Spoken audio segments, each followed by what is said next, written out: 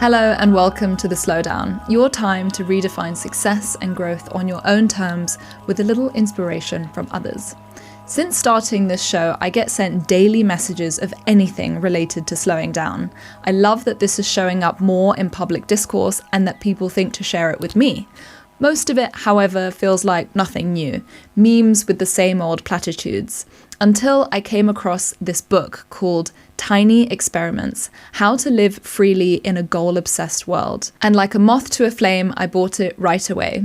It's a beautiful, liberating guide to living with curiosity rather than pressure, showing that you don't always need massive, ambitious goals to carve a path of meaningful growth. The moment I read it, I reached out to the author, Anne-Laure Le Cunff, and I'm so delighted that she agreed to join me as a guest. Anne-Laure is an award-winning PhD neuroscientist and the creator of Ness Labs, her weekly newsletter that reaches over 100,000 curious minds, exploring learning, adaptability, and personal growth. Her academic work at King's College London dives into the neuroscience of lifelong learning and curiosity, while her time as digital health executive at Google gives her a rare blend of science, business, and real-world insight. Her work has been featured widely, from Rolling Stone to Forbes, Wired, and the Financial Times. I'm thrilled to share this episode with Anne-Laure, where we dig into what it means to escape the tyranny of purpose and let curiosity, side quests, and experimentation guide the way. Well, hi Anne-Laure. Thank you so much for being here. Thanks so much for having me. You write so beautifully about curiosity. I'd love to begin with yours. Where did you grow up, and what kind of environment shaped the way that you started learning? I grew up in Paris. My mom is Algerian and my dad is French, and I grew up in a very multicultural environment. In terms of how it shaped my curiosity, on one hand, my dad, engineer, very Cartesian, who would encourage me to read books. We would spend a lot of time going to bookstores and exploring different topics together. He is the kind of person where if you ask a casual question like, how far is the sun? Or why is the sky blue? Will take a good 20 minutes to answer the question and might even grab a piece of paper and a pen and ask you to map it with him.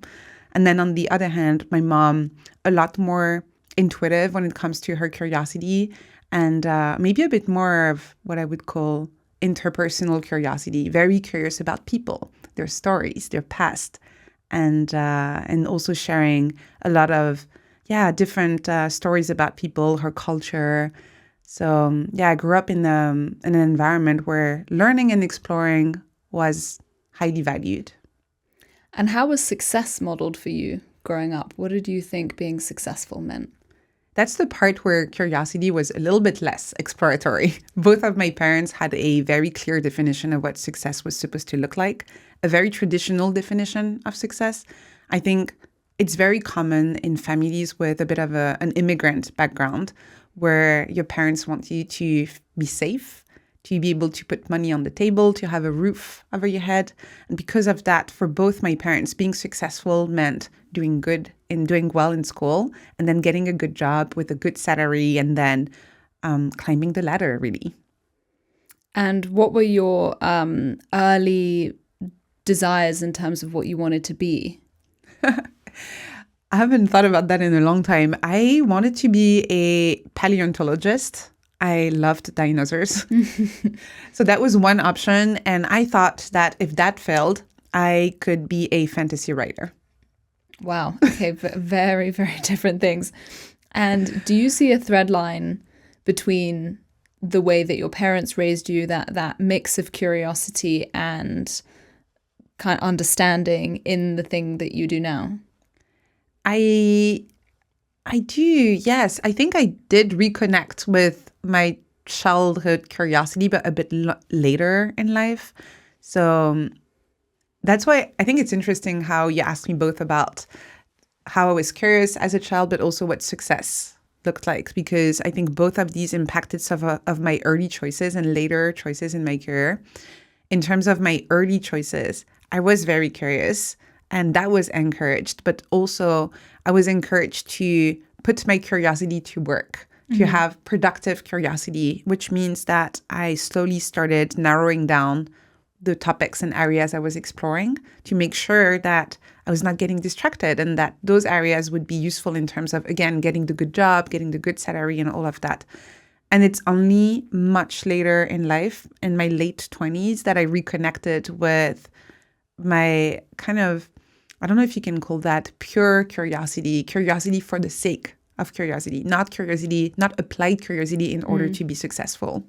It makes me think of sport and kids. Like growing up, you're encouraged to have hobbies, but then once you find something that you're kind of good at and drawn to, it's very much how quickly can you get very good at this? You know, how can you become competitive at this, and become the best in the school or in the country or whatever it might be, like become a sort of athlete, as opposed to encouraging children to just have multiple interests in different kinds of sport.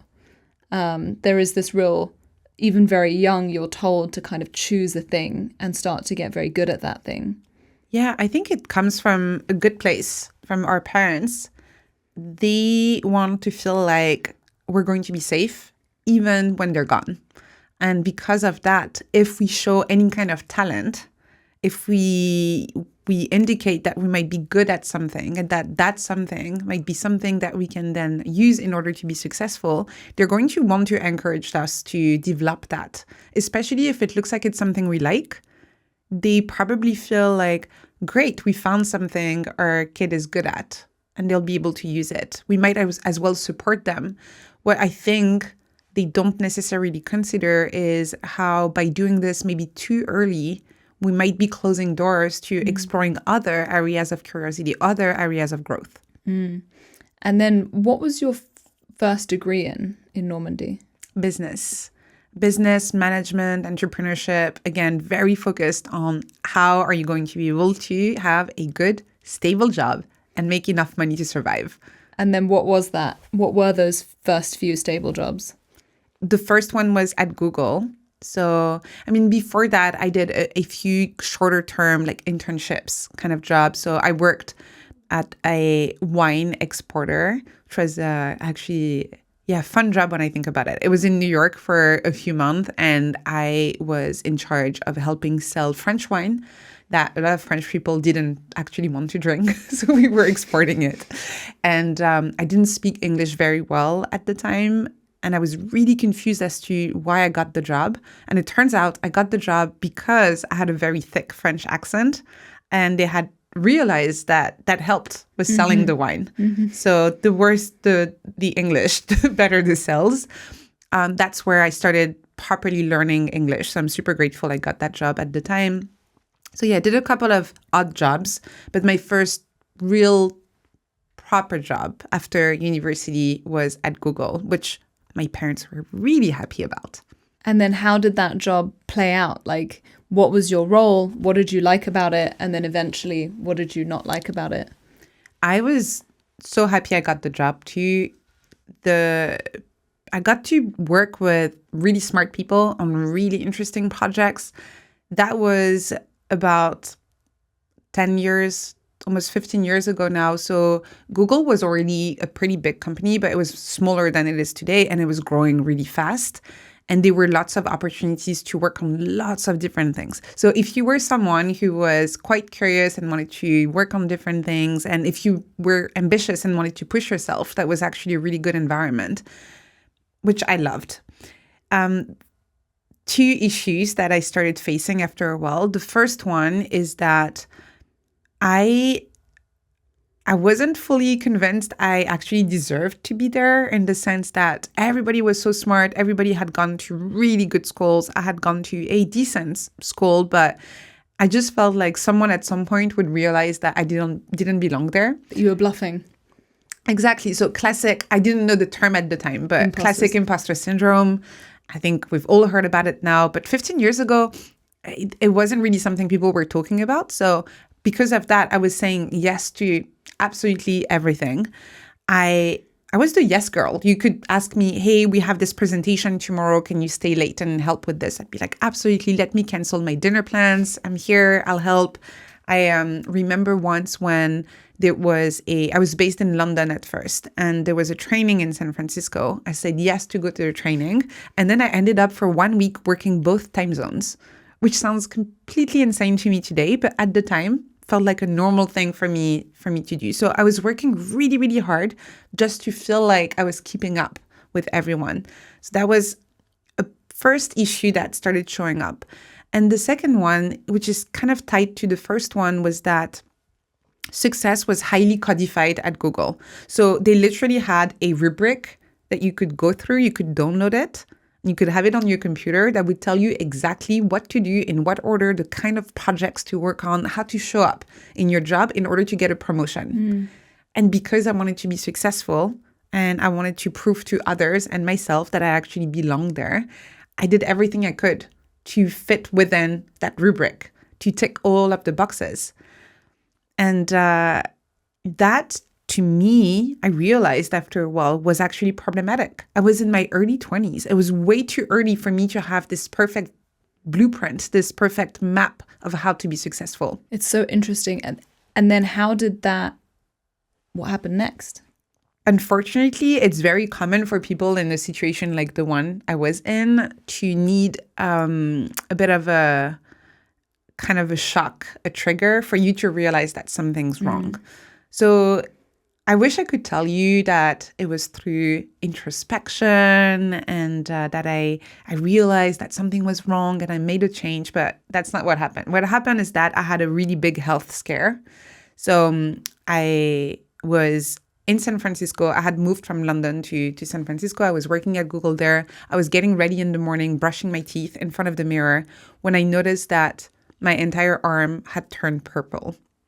So I went to the Google infirmary, which we had on campus, showed my arm to the nurse who said, you need to go to the hospital straight away.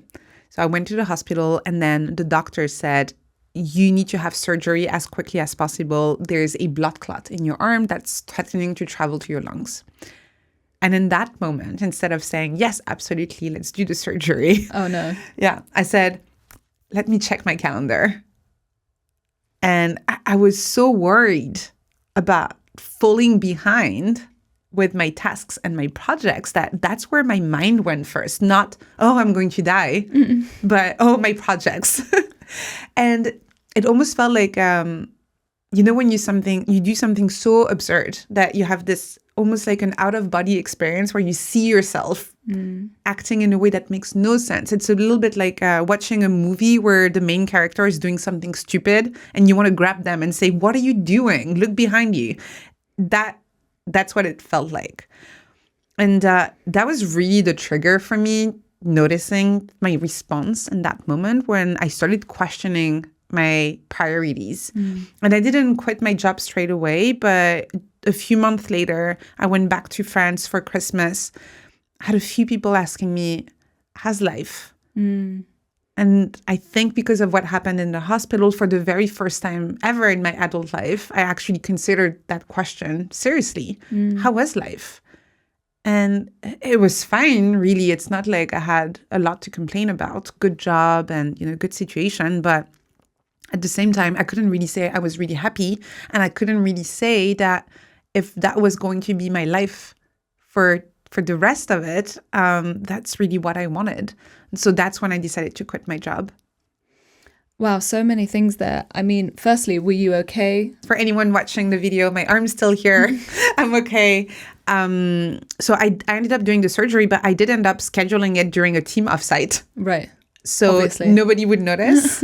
And my manager didn't know at the time. I only told her afterwards. I did not have a horrible manager who was forcing me to work. No, you were doing this to yourself. Exactly. This is some weird self-inflicted, but it's Exactly. societal, it's capitalism, it's expectations, it's all of these things in concert. Yeah, exactly. And so, I didn't tell her. And I waited until there was an opportunity to do it without anyone noticing. I got the surgery. It was fine in the end. And I had to take anti-blood clot medication for a little while, but all good. And then I quit my job. And the quitting, I feel like that's another piece, which is a lot of people have the thought to do it and then it takes like months and months to actually do it? What was your process? Was it like, this health scare has happened, I've made the decision, quitting tomorrow? Or was there again, you're feeling the sense of, oh, I've got to let people down, I have to spend a month, onboarding somebody else to do this? I'm both an overthinker sometimes, but can be very impulsive in other situations. And in that case, it's my impulsive side that took over.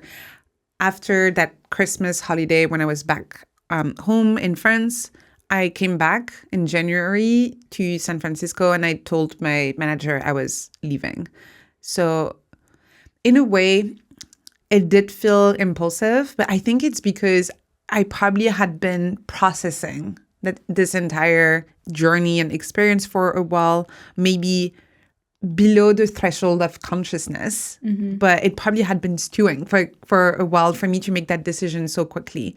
In retrospect, I don't think I had to quit like that, in the sense that, I made sure to quit and we parted away with a very good relationship. I just mean, financially speaking, I didn't have to be so rash, and I could have maybe started working on side projects or freelancing or, before quitting my job. And it ended up being fine. But I do have a bit of a pet peeve with people telling other people, just quit your job, follow your passion, because I think it can be quite dangerous. Yeah, I agree. And I understand the way that this was the situation for you. And it's not what you're necessarily recommending other people to do.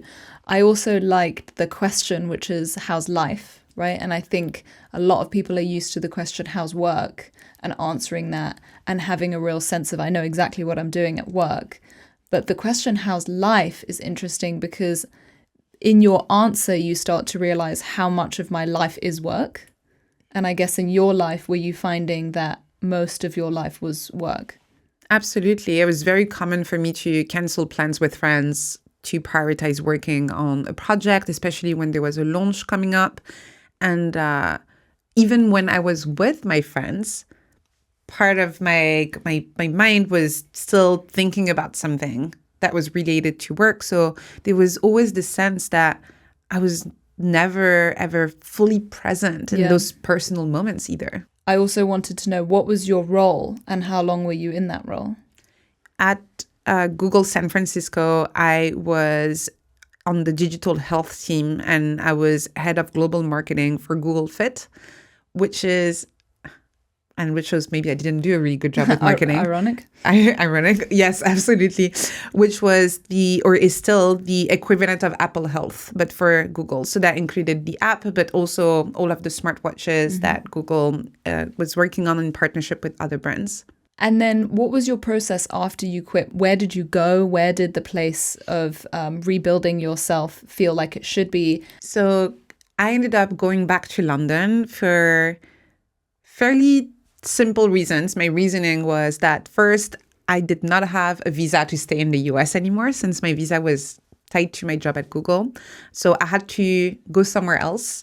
And being from Europe, I briefly hesitated in between going back to Paris, where I'm from, or going back to London, where I had started my career. And I felt like there were more opportunities in London, especially being in tech like I was. So I came back to London. And I did not go back to university straight away. And that's what's interesting too. I think very often we like having a very nice narrative where it's like, oh, she had that wake-up call at Google and then she left and then she decided to finally follow her curiosity. But that's not what happened. I left my job at Google and then I fell back straight into the patterns that I had been trying to avoid. For anyone who's worked in tech, you will know that the kind of sanctioned path is to start at a big tech company, build your network, maybe save some money, and then quit your job and start a startup.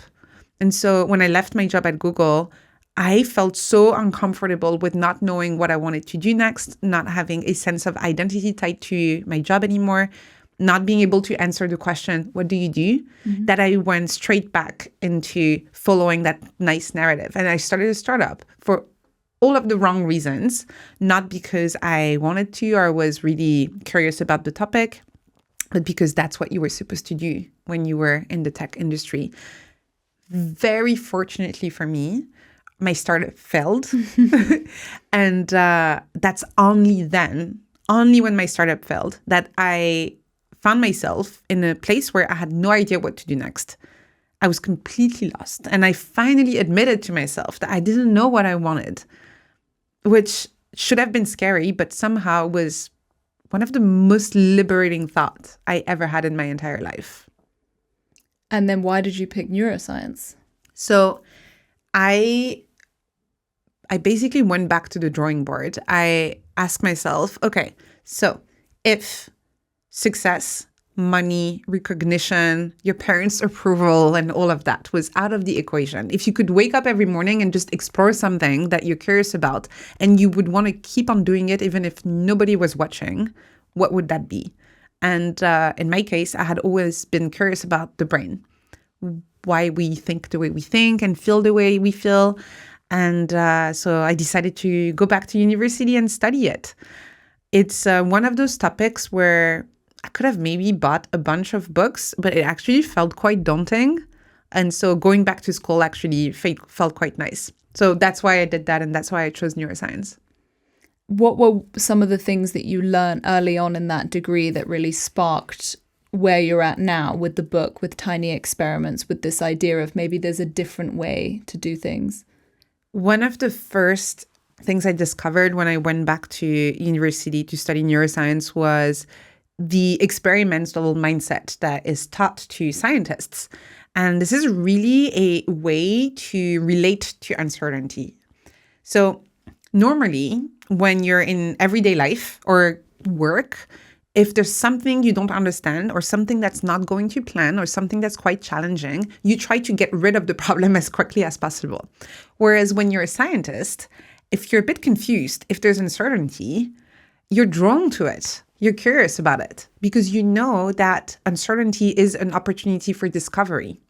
And so instead of having this very linear approach to success where you say, okay, I'm here, I want to get there, and anything that stands in between is something I need to get rid of. When you're a scientist, you don't start from this place of wanting to be in control. You start from a place of curiosity. You say, I'm here and I have so many questions I want to explore. Let's explore those questions. I might have a hypothesis. And if the result I get is not what I expected, ooh, great, juicy, something I can learn, something I can discover. And so you keep on going through those cycles of experimentation, those iterations where you keep on asking a question, observe the result you get when you experiment, and then based on what you observe, ask a new question. It's a completely non-linear way to navigate the world. And it's a way to really embrace uncertainty in a way that almost feels playful. And when did this feel like an aha moment for you of like, this is a psychology, this is an idea that I can both try myself outside of the realm of neuroscience, like I can do a tiny experiment, but also this is as opposed to the kind of productivity books and the goal-orientated books, this could be, you know, an idea, a concept, and a book. At first, I only started playing with this for myself, not as something I would share as a framework with other people. My very first tiny experiment was around writing. So I had always loved writing, always been journaling.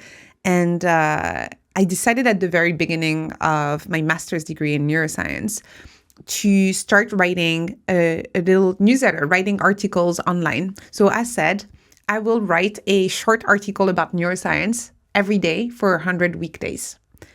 And the idea here was just for me to have a little bit of a sandbox, bit of a laboratory where I could take something I learned about and share it with other people. And also having this fixed duration, just like in an experiment, where I was not committing to it for the rest of my life. I just wanted to see if I liked it or not. So I did that first experiment, 100 weekdays, absolutely loved it, decided to keep on going. And this is the newsletter that I have today with more than... Where were you publishing it at the time? I had an online website using WordPress, and I was using something called MailChimp to every week send the 5 articles that I had written that week to people. And I have since then moved platforms to something called Kit.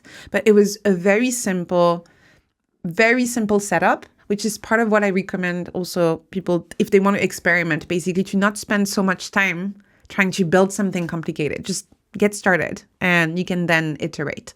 So it was very simple, publishing the article every day and then sending a roundup as a newsletter every week.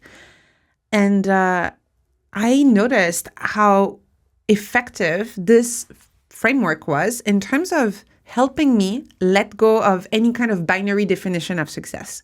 Because all of a sudden, I wasn't tracking number of subscribers or any kind of traditional metrics of success. The only thing I was tracking was, am I showing up? Am I doing the thing? And do I want to keep going or not? And so I started playing with this framework, this idea of designing experiments, just like a scientist, where you start from a place of curiosity. I started inviting people in my community, people reading the newsletter, to also start running their own experiments. That confirmed that it was not just me. Other people also liked using that framework. And this is when I started codifying it in a way that looks a little bit more like, and it's not very prescriptive. Like none of the work I do is very prescriptive, but a little bit more like a toolbox that other people can use as well. Yeah, so talk to me about PACT. Yes. So a PACT is a mini protocol for experimentation. What I try to do here is take what an experiment is, the essence of an experiment, and strip it away from any added complexity that you have when you run actual experiments in the lab. You don't need all of that when you're running experiments in your daily life. You only need to know two things. The first one is what you're going to test. And the second thing is the trial period. So just like a scientist that has something they're going to test and a trial period, when you design a tiny experiment, you make a pact to do an action for a specific duration. And the reason why I call these tiny experiments is because I highly recommend, when you make that pact with yourself, this commitment to curiosity, to only commit to a very short duration at first, especially if you've never done it before. So don't do a pact where you say, I will write a daily newsletter for 1 year. It's very likely you're never going to finish collecting your data. So if you've never done it before, maybe say 4 weeks and see how that feels. If you like it, you can always keep going. You can always go through another cycle of experimentation. So that's what a pact is. It's a mini protocol for experimentation. And the reason why I called it a pact is because you're really committing to being curious about this action for a specific duration. Give me some examples of tiny experiments that worked for you or for your community, or that you've heard of since, maybe even unusual ones that have come into you from readers. Okay, I'll share a couple that I really, really liked. One I really liked was someone in the community who had become really busy with work and noticed that he had lost touch with his friends. So he designed a tiny experiment where he said, I will send one message to a friend every week for 6 weeks. And so I will action for duration. And as you can see here, you're not really measuring whether your friends are going to reply to you or not your job. You're just here to do the thing and collect the data. So he did that. And if you're curious about the results, unsurprisingly to anyone but him, his friends were just really happy to hear from him, and it was fine. And before doing the tiny experiment, he was actually a little bit paralyzed because he felt like, oh, it's been so long, I haven't talked to them, how they're going to respond. So that's one I really liked because you get out of your own way as well, exactly. Right? A lot of the blocks that we have are self-imposed. Yes. So by seeing it as experimentation, you can remove some of that judgment of exactly what you're saying, which is, oh, I haven't spoken to this person in years. Are they going to be offended? Are they going to be upset? Are they going to be like, well, I haven't heard from you in a while? Exactly. And by framing it, as you said, it's just a tiny experiment. It's just a tiny experiment. And if they reply, great. If they don't, great. Also, that's completely fine. In the same vein, another one that I really liked and also illustrates what you just said, how we sometimes get in our own way, is another member of the community, an artist who had surgery. We actually connected over that because she had surgery also in her left arm, same as me. And because of that, she hadn't been able to paint for a while. And she had kind of put it in her head that she had lost something, that she was not going to be able to paint in the same way she used to. And so because of that, she had been avoiding picking up the brushes and doing any kind of art. So she designed a tiny experiment where she said, I don't remember the duration for this one, but she said, I will go and sit in my studio and do nothing for X number of weeks. For an hour every day, for X numbers of days or weeks. At first, she would sit there and just wait. And after a while, she just got bored sitting in her studio doing nothing. And so she picked up her brushes and started painting again and realized that it was fine. None of her talent had disappeared in the process of getting that surgery. So this is also another example that I like. But then just to sort of play devil's advocate, in the example of you wrote these articles for 100 days. That then turned into a very successful newsletter like Ness Labs. This is your big project, 100,000 subscribers.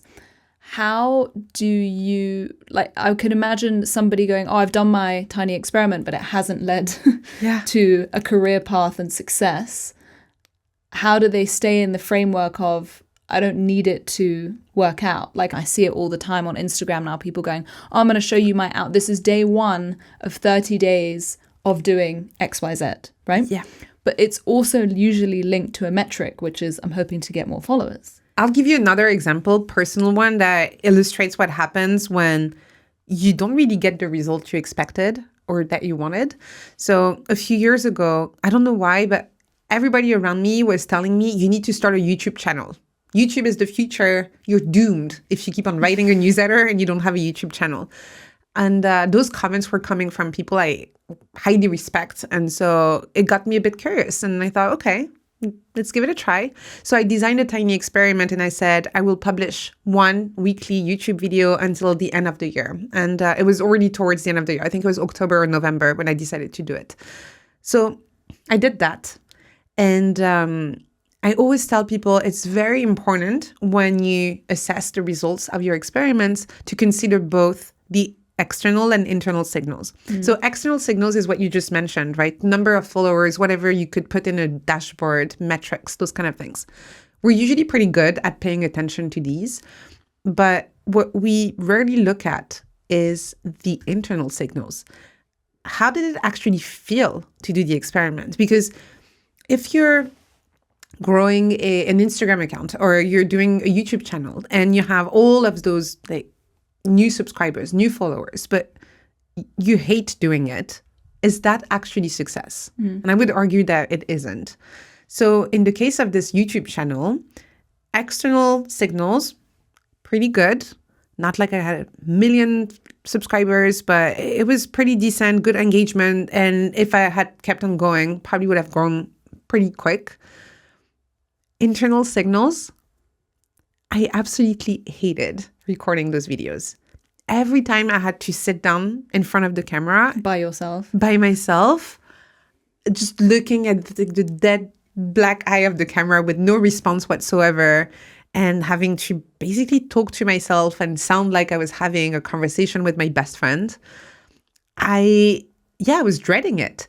And what was really interesting is that not only I hated actually recording the video, but because I was dreading it, it was having a downstream effects on everything else during that day. So if I was supposed to record in the afternoon, I would procrastinate on everything else in the morning because I was already thinking about this video I was supposed to record later on. That's an example when the results you get are not really the results you expected. So what do you do in those cases? Experimental mindset. Instead of clinging to saying that, oh no, this is failure, I'm not good at this, I don't like this, you respond like a scientist. Huh, interesting. I didn't see that one coming. Apparently I don't like that.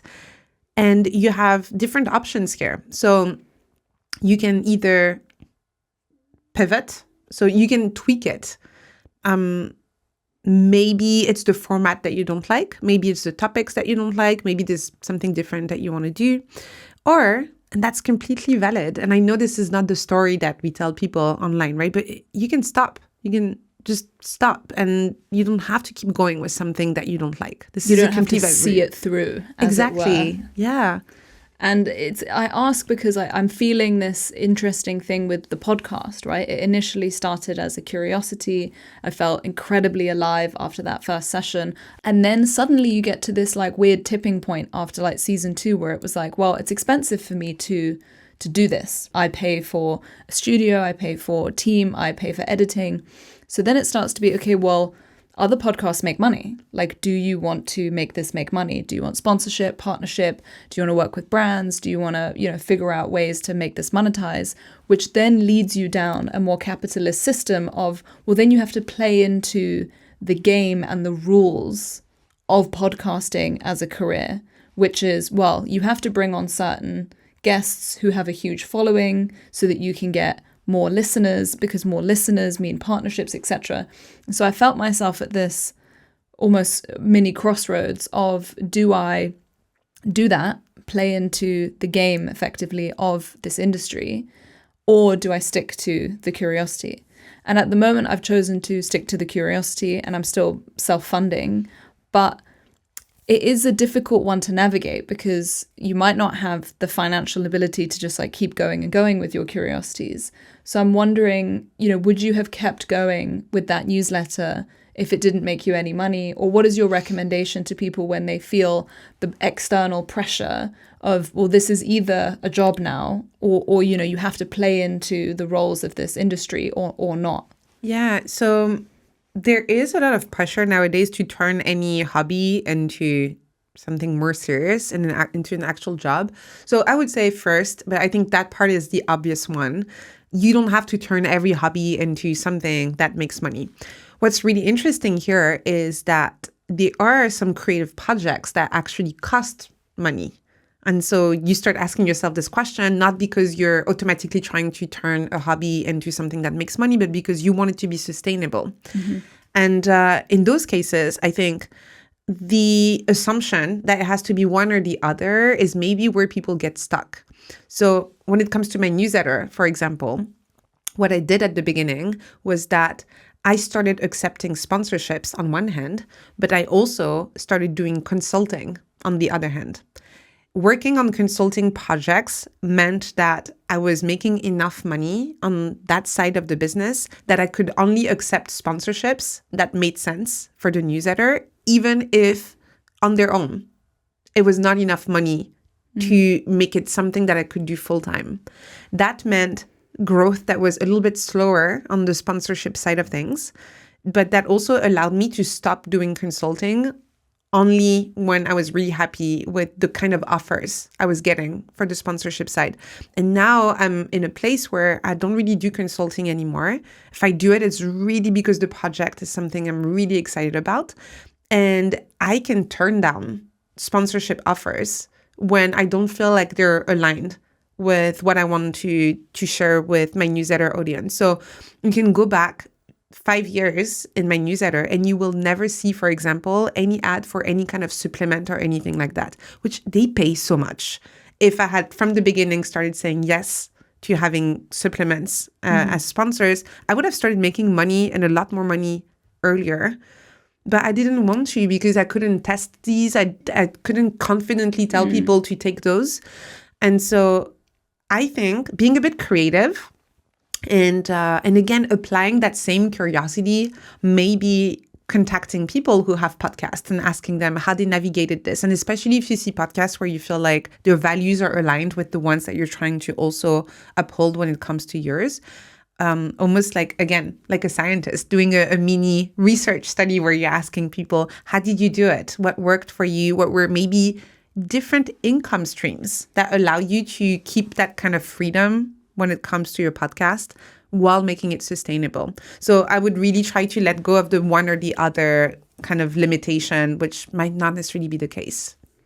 Another thing that's coming up for me there is this, we're also being now shown and told this very linear progression of personal brand, where it's like, okay, this is the funnel. You have the free newsletter that then leads to this, that there's a tech product at the end that's really scalable. There's a book in the middle and so people are now starting to think in advance, okay, if I write 100 newsletters or if I do 100 podcast episodes, that's all with the intended goal of using that as research to write the book. The book will then take me to the next thing. And then I think we're back to the original thing of goals and linear things. But you did write a book. So I'm curious, was a book something you were thinking about at all?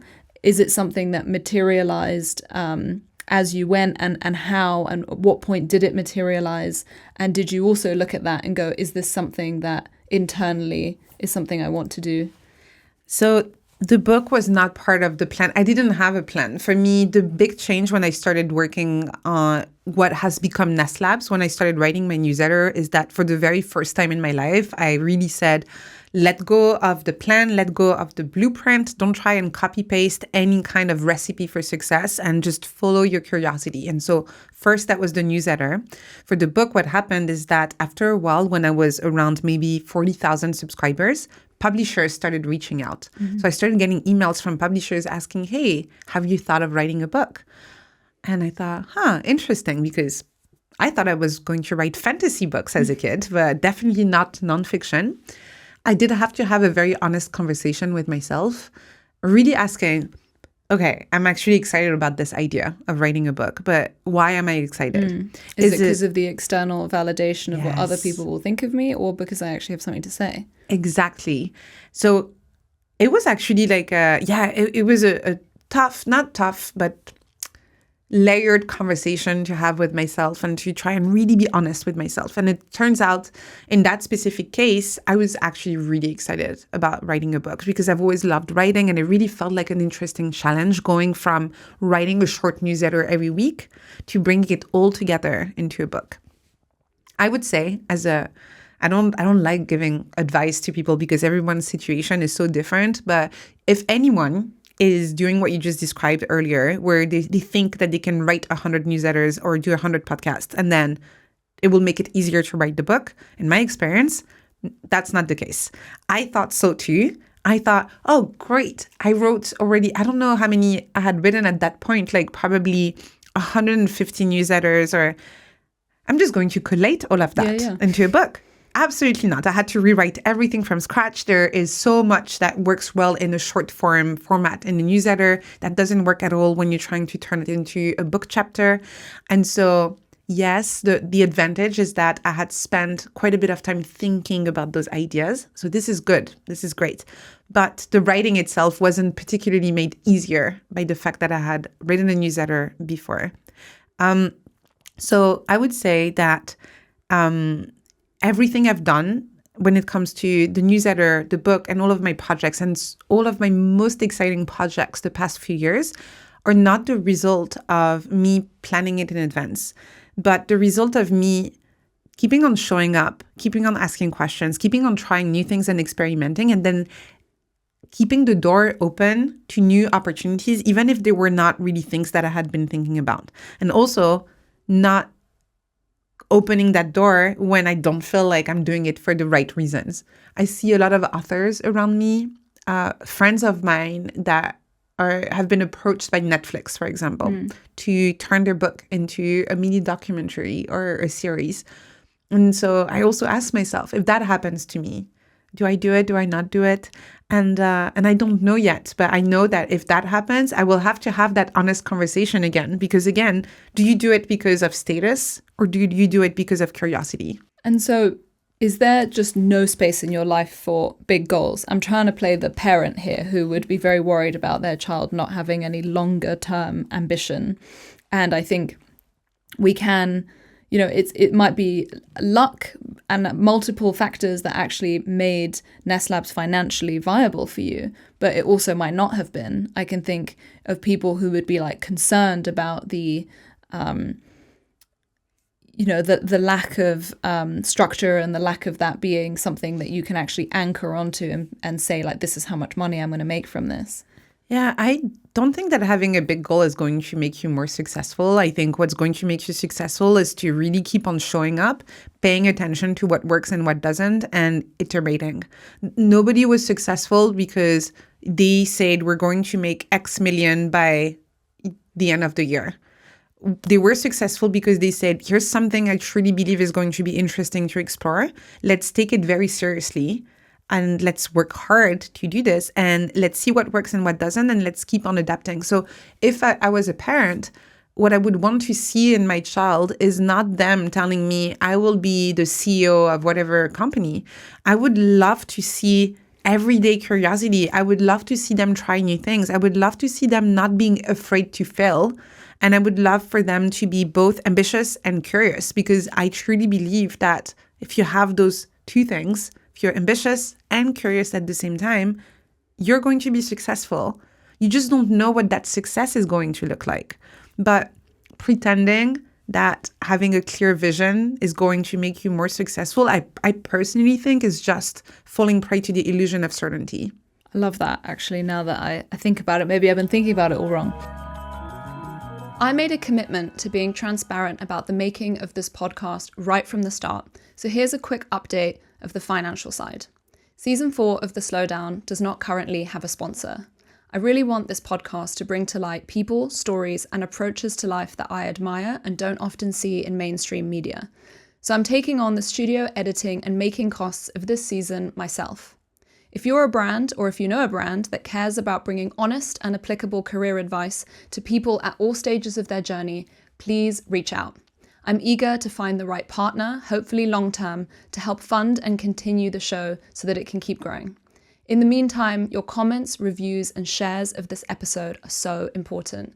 If you're not already, hit subscribe, share this episode with a friend, drop a comment on Spotify, and a review on Apple. It really does make a difference and continues to inspire the change that we're hoping to make in slowing down. Thank you so much for your support. What have been your 3 biggest learnings of running this newsletter and this approach so far? 3 biggest learnings. The first one is that I don't think there's anything that you cannot learn to do if you apply yourself to it. And I don't mean becoming one of the top 1% people at this, right? But if you want to get yourself from 0 to 70% there in terms of skills, nowadays with the internet, you can do that, especially with ChatGPT now that you can use as a tutor. I think it's absolutely amazing how, so I went from having really bad imposter syndrome when I was younger to really having this self-belief now that I can kind of figure it out. I will figure it out. It might not always be easy, but I can figure it out. And this is something that this sense of agency is also something I'm trying to really teach to people through my writing, really helping them. I know it's going to sound a little bit cheesy, but really believe in themselves, believe in their ability to figure it out. So that's number 1. You can figure it out. Number 2, you can just do things. The number of projects that maybe 15 years ago, I would have probably waited to get permission or asked a gatekeeper to do it.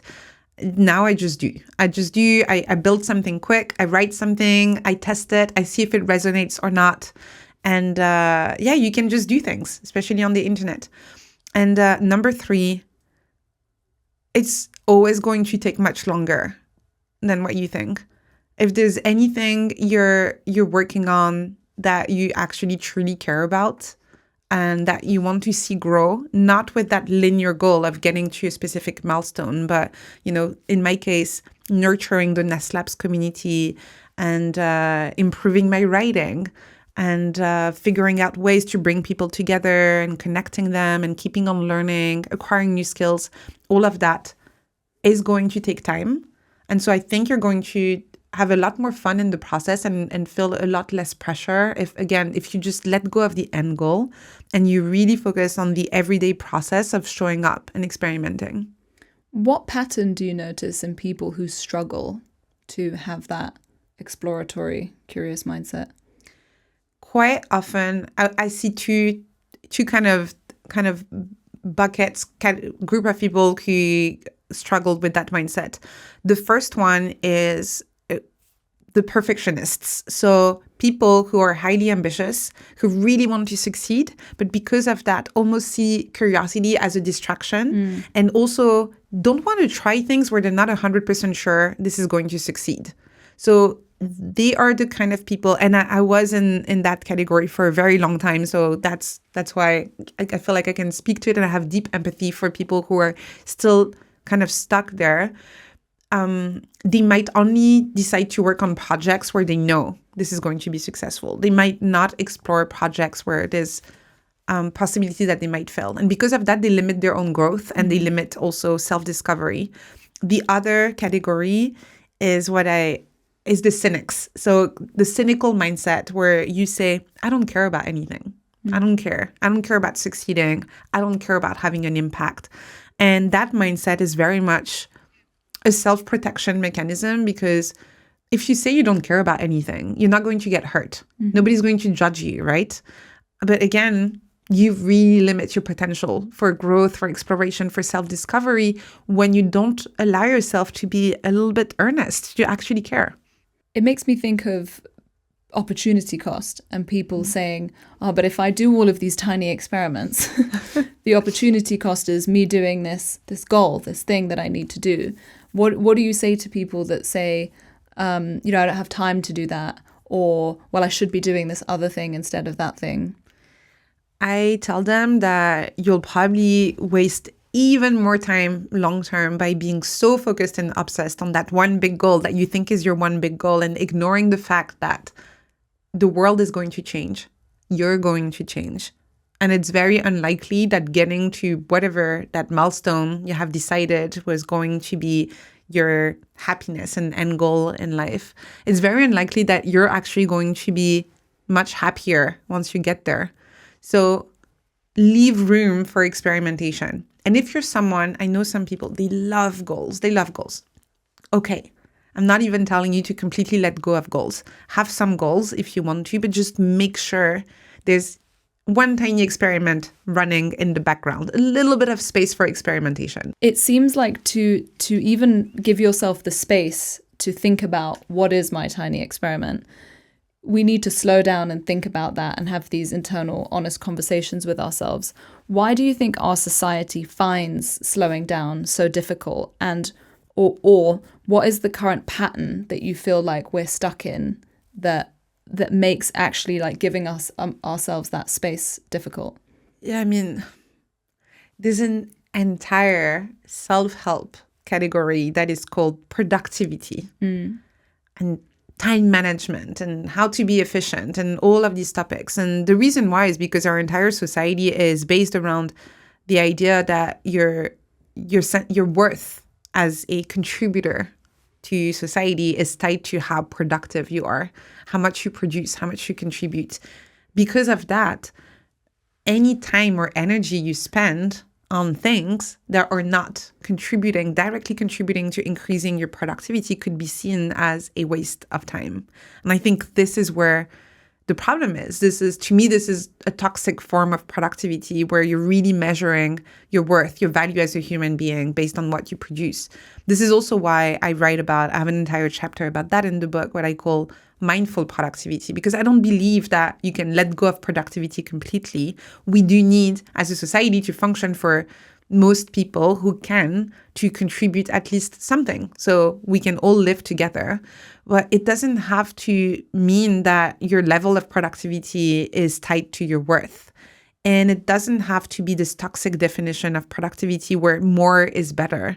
It can actually be mindful. It can be something where you're having those conversations with yourself, where you're really taking the time to figure out what is the contribution that I want to have and how can I have this contribution without sacrificing everything else in the process. So yes, society doesn't really currently encourage us to do that. But I do think that society would function better if we all had a little bit more space to consider what kind of contributions we want to make and how to make them in a more mindful, sustainable way. What are your daily habits to help you slow down in your day-to-day when things accelerate and get busy? Usually once my proper workday has started, I don't have a lot of time to reflect. So I personally prefer starting my day with it. So I always start with journaling. When I wake up in the morning, it's the first thing that I do. I make myself a cup of coffee. I open my journal, and it's an old school notebook because I don't want to be distracted by my phone or notifications or my emails. And I have this moment with myself. And sometimes it can be 10 minutes, Sometimes when there's a lot to unpack, it can be a little bit longer, but it's a little check-in with myself before I start the day. And then I also have a weekly review, which is less introspective as my daily journaling habit. My weekly review is really just kind of looking at everything I'm working on right now, seeing what's working, what's not working. Maybe if there's too much I'm trying to do, is there a way for me to either not do something because it's not needed anymore, or maybe I should delegate it to someone else, or is there maybe a smarter way to do it? And I tend to do this one either on Sunday evening or Monday morning. And this is, again, kind of a way to check in with myself and see what's working or not. You mentioned there sharing that with the public. You have a whole chapter on learning in public. Why is that something you wanted to include in the book and you feel is important? I think you cannot really talk about having an experimental mindset without talking about learning in public. So the best scientists don't work in isolation. They actually work and collaborate with other scientists. They also publish their results, and they allow other people to review those results and to share comments and feedback. You can apply the exact same mindset in your everyday life and work. And although I explain in the book that all of the tools that I share, the pact, for example, you can just do it on your own. And it will work. It's already great, and you can discover a lot about yourself in that process. But if you want to accelerate your learning in public is going to make it so you can get feedback and really tighten that feedback loop. There are so many ways you can do this. And one of them is, and that's my preferred one, is writing. So just sharing whatever you learned in a newsletter or on social media. But not everyone wants to have a social media presence or write online. You can make a group chat with a couple of accountability Exactly. people. So you can have a little group chat, or you could even have one friend where you say, hey, every week, let's grab a quick coffee on Sundays and ask each other, how's your experiment going? What did you learn? What worked? What didn't? And it's just a nice opportunity to catch up with someone. So learning in public doesn't mean learning with a huge audience. It can be if you'd like to, but it can also be just one other person, as long as there's one other human being that knows exactly you're learning in public. I guess, as someone that's probably a workaholic, I'm always drawn to this question of when does curiosity then turn into pressure for you? And do you catch yourself and go, no, this was just supposed to be a curious experiment? Kind of back to my question about the podcast of, at what point does it maybe turn into a bit of a job and it starts becoming not what you initially thought it was? And then there's a level of pressure of, this sponsor now expects X, Y, Z.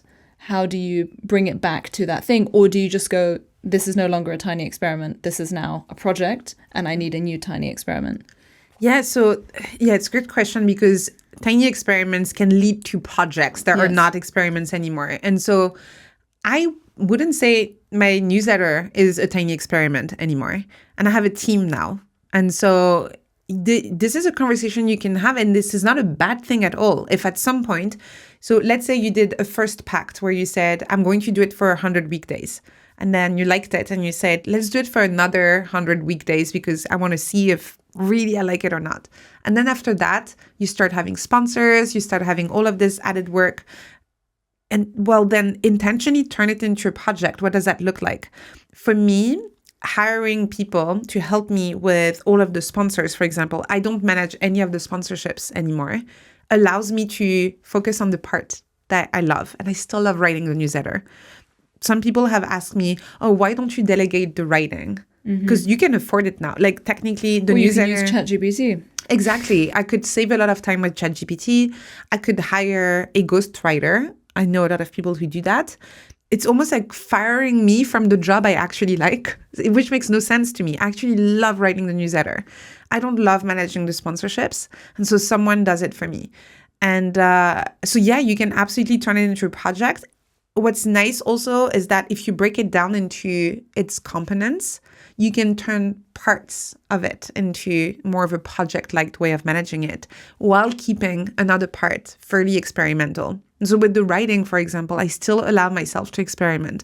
I've experimented with different formats over the past year, shorter, longer. I've experimented with video essays. I've experimented with different things. And the nice thing is that the project part is that newsletter needs to be sent every week. and we need to make sure the sponsors are happy and all of that. But the writing itself, I can still be quite experimental. What is your working definition of success now? Waking up in the morning and feeling excited about the day ahead. I have no illusion that in 100 years, nobody will remember that I ever existed, which is kind of nice, actually. And this is also something I talk about in the book, but I really focus on generativity instead of legacy, in the sense that legacy is really about thinking about the impact you can have long-term after you're dead, wanting to be remembered. And generativity is about the impact you have right now in the present on the people who are here with you, sharing this planet with you while you're alive. And both of them kind of like stem from the same thing.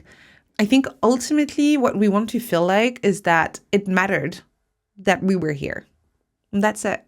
And I don't think, trying to work really hard so people remember you when you're dead is actually going to make it matter more.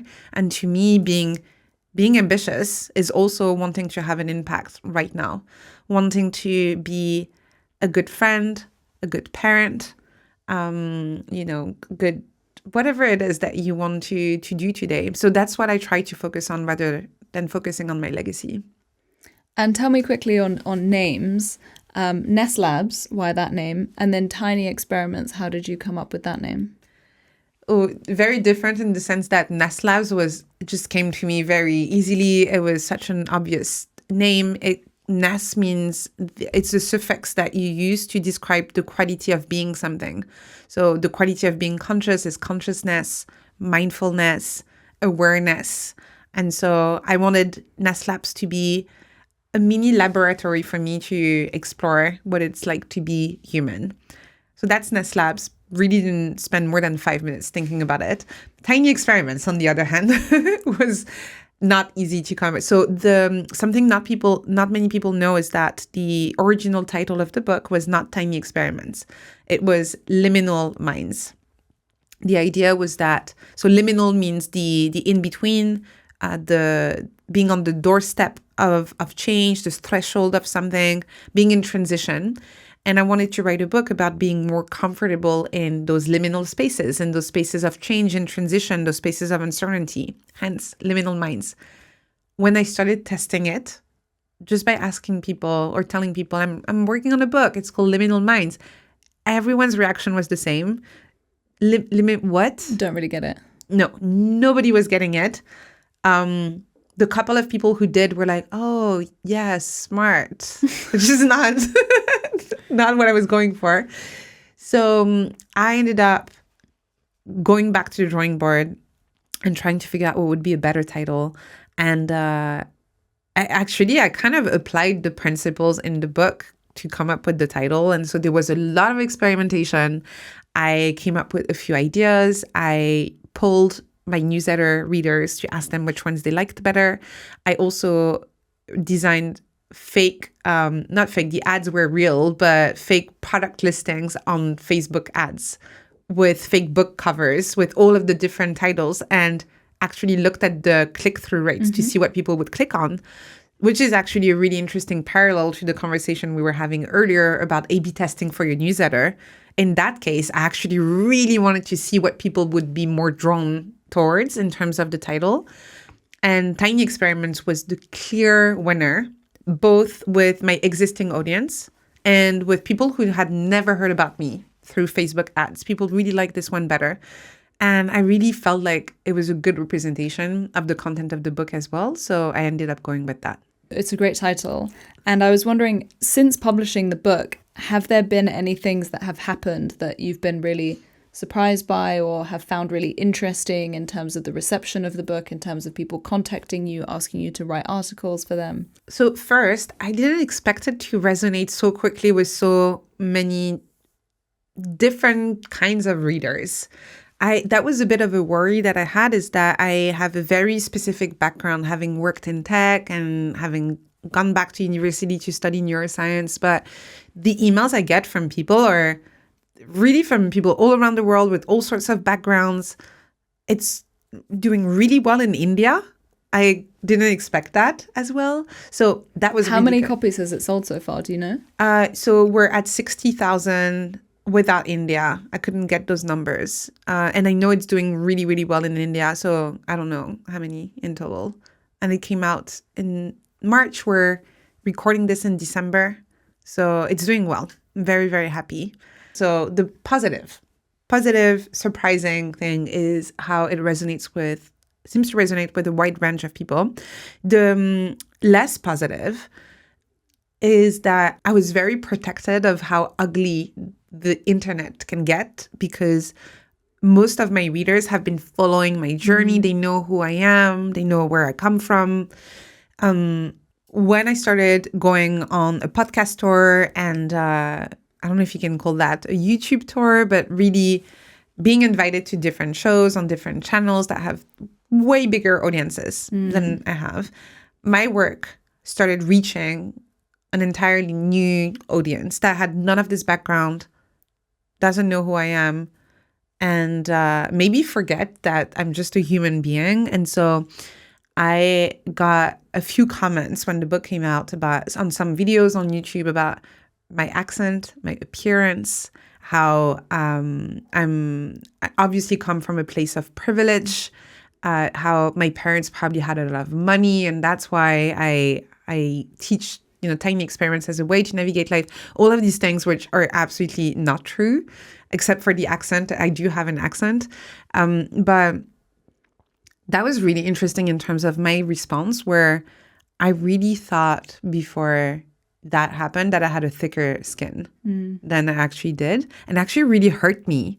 And I remember spending a few months ago, I was scrolling through the comments and having this kind of very negative kind of relationship to the experience, scrolling until I would read the next negative comment. And yeah, it took me maybe a month or two to build kind of a digital immune system that I didn't need before. And now I don't really check the comments anymore. If I see something about, again, my accent or my appearance or whatever, I just ignore it. But that was interesting. That was something I learned about myself. And it was one of those things where I was really confident, where I felt like, oh, whatever, people can talk about me, I don't care. Turns out I did care. I do care. I think we all care. I find it would be very unusual for somebody to not care at all. And, I guess it poses the question of what feels more important to you, like the notoriety of getting this book out, or if it is, as you say, a Netflix deal, like the exponential amount of awareness that would put not just on your work, but on you. Is it worth doing? Yeah, it's something I do think about. In the past year or so, because of the book and its success, which I'm very grateful for, I've become friends with people who have a way bigger audience than I have. And I'm talking tens of millions of people. And quite a few of them talk about the challenges that this brings. Some of them had to even move houses because some fans would discover their address and would start probably not meaning anything bad, but almost stalking them. And I know I'm quite far from getting to that point where it would become so problematic.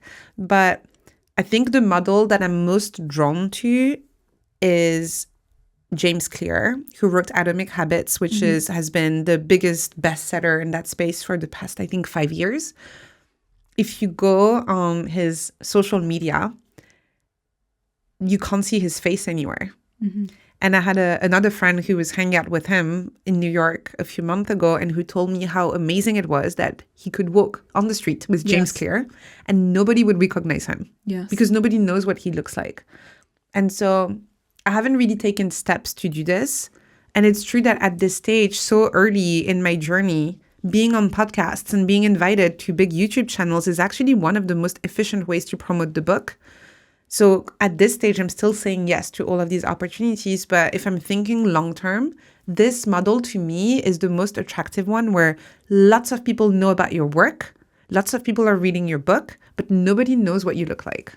I think there's this really interesting conversation around the cost of visibility, especially for women, that I don't think we talk about enough. I think right now there's this real sense of there's a gap where anybody can have a personal brand and can make it on the internet, and you can have your 5 minutes of fame and you can, build this huge following. But at what cost? I don't think we talk about that enough, and the cost of that visibility.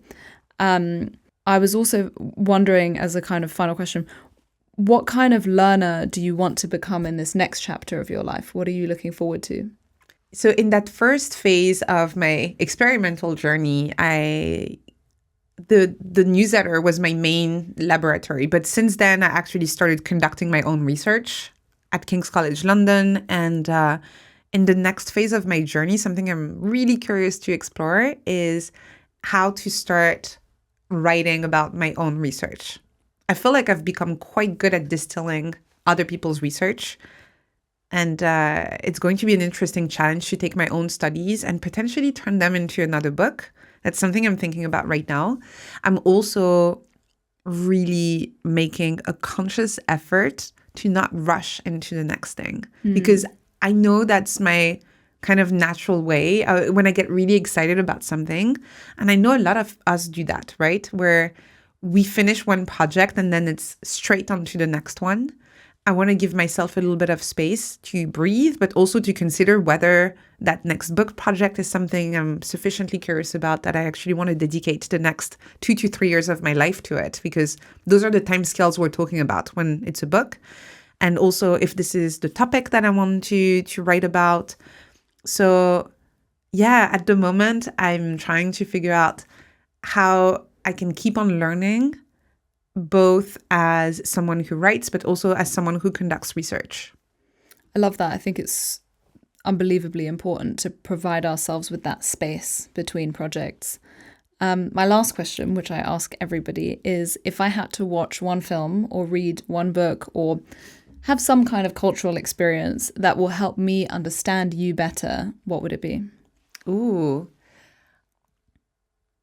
Okay, I think actually I'll be able to answer this question with a book, and I think that has been turned into a Netflix show, which I haven't watched, but if people like shows better, the book How to Change Your Mind by Michael Pollan, which is the book that, the reason why I love this book so much, two things. First is the topic, psychedelics, which I think is an incredibly important topic at a personal level, and which, really changed my life, but also as a writer. I absolutely love the way Pollan writes, where he starts the book saying, I don't know anything about this topic. Come with me. And you go on this journey with him where he's not this authority or expert teaching you something. He's a fellow learner and you're going to learn with him. And I love this style of writing. And so I read the book, loved the book. And so I think that would be a really great way to know me better. And if you're someone who's not really into books, I think there's a Netflix show that was based off the book. And just to scratch an itch there, for me, psychedelics, also something that has been instrumental in my life. What, if you're willing to share, was the change or what was the way that it changed your life? Yeah, it's actually a funny question to have at the end when we don't have the time to unpack it. It's another 2-hour conversation. Yeah. It cured my depression. And I was depressed my entire life before I started working with psychedelics, a very functional depressed person. And I was drinking a lot as well. And working with psychedelics allowed me for the very first time in my life to actually wake up in the morning and feel like, ooh, cool to be here. And I also quit drinking. What age and time in your life was that? In my 20s. How did you find out about it as a potential modality? Through friends. But before that, I had only taken mushrooms in a party setting. And then a friend of mine went to a retreat to work with ayahuasca, not with mushrooms. I ended up going there. And since then I've been working a lot with different kinds of psychedelics. I grow my own mushrooms. I make my own chocolates. And I really consider psychedelics an integral part of my mental health toolkit as well. Much more than that. Even treating them like as part of a toolkit doesn't do justice to how much they're helping me. Well, thank you so much, Anne-Laure. It was wonderful to have this conversation with you. Thanks so much for having me. Thank you so much for tuning in. This episode has been hosted and created by me, Tiana Tambridge, produced by Whitney Rosenthal, sound and video production and recorded at Brazen Studios, cover art design by Natalia Ruhe. Please subscribe to The Slowdown to be notified of upcoming episodes, tell a friend, and leave a review. It really does help a new podcast like this get out in the world. And remember, we're all heading to the same destination and there is no prize for getting there early, so we might as well slow down.